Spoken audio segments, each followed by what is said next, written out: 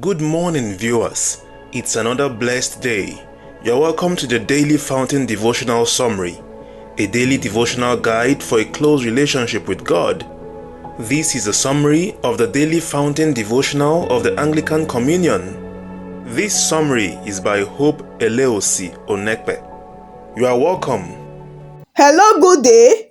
I welcome you back to today's episode of the Daily Fountain Morning Devotion. This summary intends to bring to us understanding to God's words by the help of the Holy Spirit. Today is Saturday, July 5, 2025. Our topic for us today says, every man will leave his possessions. Let's bow our heads as we pray. Eternal Father, who have spoken in various times and various ways to your people, we pray that this same Spirit will open our hearts to receive your holy gospel and write in our hearts your holy law, even as you have promised. All of this, gracious Father, we ask in Jesus' name we pray. Our text for today is the book of Ecclesiastes 2.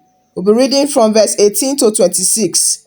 Ecclesiastes chapter 2, verses 18 to 26 reads, Yea, I hated all my labor which I had taken under the sun, because I should leave it unto the man that shall be after me.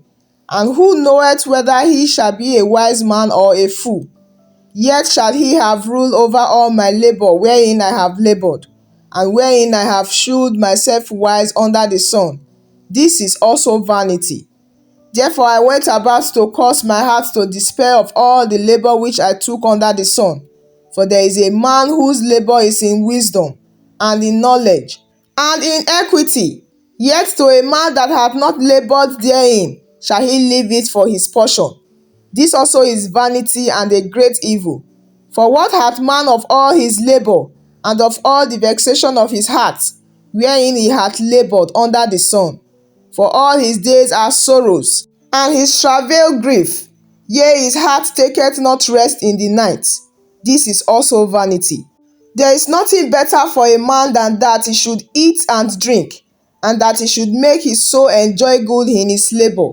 This also I saw, that it was from the hand of God. For who can eat, or who else can hasten hereunto more than I? For God giveth to a man that is good in his sight wisdom, and knowledge, and joy, but to the sinner he giveth travail, to gather and to heap up, that he may give to him that is good before God. This also is vanity and vexation of spirit. This is the word of God. Thanks be to God. Praise the Lord. Once again, our topic for today says, every man will leave his possessions. The body of our today's guide says, the life of Solomon is full of various lessons of life. In our passage today, we are made to see that death is unavoidable. Every man will die someday, and when this happens, whatever has been gathered with much labor and pain under the sun will be transferred to another who did not know how the wealth came about. King Solomon said, and who knows whether he shall be a wise man or a fool? Yet shall he have rule over all my labor in which I have labored, and in which I have shown myself wise under the sun. This is also vanity. Verse 19. Beloved, whether it is convenient or not, all of us will die and leave all we have gathered, either righteously or otherwise, to those we are not sure how they will manage it. It is important to note that it is useless to engage in evil in the name of making it at all costs. There is no doubt that God blesses his children. As you go about your daily task, note that God watches how you make your money. Remember, as the partridge sits on eggs and hatches them not, so he that gets riches and not by right shall leave them in the midst of his days, and at his end shall be a fool. Jeremiah chapter 17 verse 11. Never forget that every man will leave his possessions someday to someone else. Our prayer for today says, Dear Lord, grant me grace to live on your grace and not on my possessions. We all say, Amen. Praise the Lord. In our today's passage, Ecclesiastes chapter 2 verses 18 to 26, Solomon reflects on his extensive accomplishments and the wealth he accumulated, only to realize that he must leave it all behind to someone who may not appreciate or manage it well. The idea that Solomon might leave all his work and material wealth to a fool seemed to trouble him. And it was well founded, because after Solomon's death, Rehoboam turned out to be a fool in many ways. In our spare time, I want us to read 1 Kings chapter 12 and 1 Kings chapter 14 verses 21 to 31. And then we begin to imagine, how can Solomon, the wisest of all men, make the worst use of his wisdom? He had 700 wives and 300 concubines, and yet left but one son behind him, Rehoboam, to possess his estates and his throne. And Rehoboam was the silliest of fools. Again, let's read verse 19. It says, "And who knoweth whether he shall be a wise man or a fool? Yet shall he have rule over all my labor, wherein I have labored, and wherein I have showed myself wise under the sun. This is also vanity." Now, when we talk about the book of Ecclesiastes, we see that it is a book that is very necessary for our spiritual maturity, because it captures the beauty and the frustration of life. The book of Ecclesiastes exposes us to man's longing for relevance and meaning in a sinful world. The theme for today is that life should not be expected to be self-fulfilling, because life only has meaning when it is lived in a right relationship with God. When we read the book of Ecclesiastes chapter 1 verse 2, it states that life under the sun is vanity of vanities. All is vanity. In our previous study, the book of Ecclesiastes chapter 2 verses 1 to 17, after discussing the vanity of wisdom and pleasure, Solomon turns his attention to the life of a workaholic who fails to find satisfaction in work. In our passage this morning, Ecclesiastes chapter 2 verses 18 to 26, what we shall learn is that we will not find satisfaction in our work when our work becomes our God, because it is only God that can make our work satisfying. Praise the Lord. Again, let's read verse 18a. It says, "Yea, I hated all my labor which I had taken under the sun." We'll be looking at 4 reasons why our labor is vanity. Number 1, the fruit of our labor will be left to someone who did not labor for it. Number 2, our labor is vanity because one day all our hard work would be left to a foolish person who will squander it. Solomon wrote in verse 19, he says, "And who knoweth whether he shall be a wise man or a fool? Yet shall he have ruled over all my labor wherein I have labored, and wherein I have showed myself wise under the sun." Number 3, our labor is vanity because at the end of the day, what do we actually accomplish? Let's see what Solomon said in verse 22. "For what hath man of all his labor, and of the vexation of his heart, wherein he hath labored under the sun?" Number 4, our labor is vanity because it is difficult to rest. See verse 23b. Now we work and work and work, but what do we have at the end of the day? More work. You will not find satisfaction in working. Now, since our labor is vanity, what should we do? Solomon answers in verse 24. Let's read verse 24. "There is nothing better for a man than that he should eat and drink, and that he should make his soul enjoy good in his labor. This also I saw, that it was from the hand of God."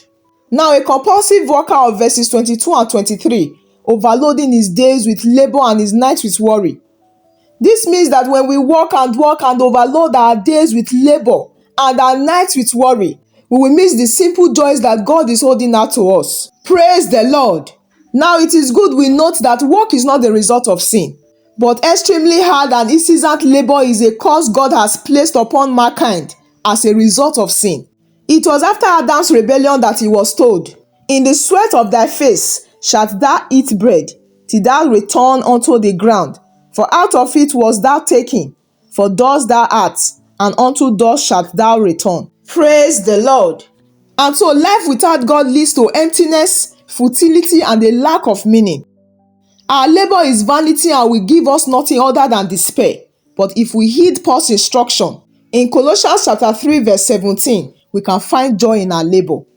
Dear children of God, no matter what you are doing, I want us to recognize that all work that is done on this earth will be extremely hard and exhausting. Therefore, let's remember that God cares for us. Enjoy God and allow Him to transform your anxious labor into a joyful gift.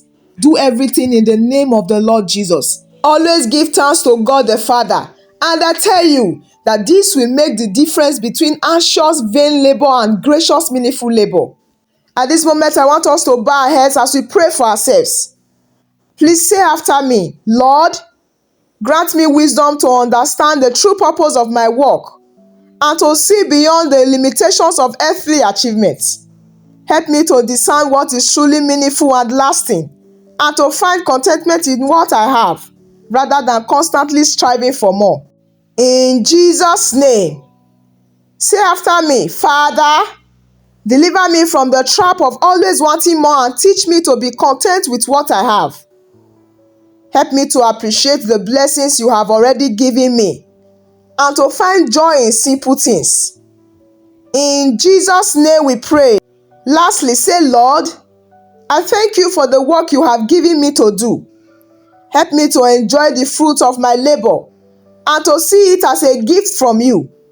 May I not be consumed by it, but rather find a healthy balance and appreciate the time I have to rest and enjoy it.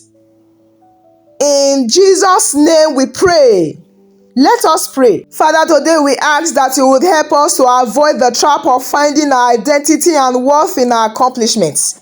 Instead, help us to find our identity in you and in your love. May we be mindful that true and lasting joy comes from pleasing you. Help us to seek wisdom, knowledge, and joy that comes from you, not from the fleeting things of this world. We ask for your guidance and blessings as we strive to live lives that honor you. Thank you, Lord Jesus. In Jesus' name we pray. Amen. Praise the Lord. We give thanks to the name of God for the success of our today's morning devotion. Please do well to join us tomorrow morning again for another fresh episode of the Daily Fountain Morning Devotion. Do well to invite your friends and family to join this great community. God's blessing will continue to abide with us in Jesus' name. As you go out today, I decree and declare that the weapons of your warfare are not carnal, but they are mighty through God. I pull down strongholds and cast down vain imaginations and every high thing that leads itself against the knowledge of Jesus Christ in your life. Your thoughts are now subject to the Lordship of Christ. I speak that God's anointing destroys every yoke in your life. Your soul, your spirit and body will now function in order according to divine systems of protocol. So shall it be, so shall it stand, and so shall it come to pass in Jesus' name. See you tomorrow again by God's grace. Thank you for joining us today. If you have been blessed and would like to have more of this, consider liking and subscribing. Share with friends and family as well. Join us tomorrow again. God bless you.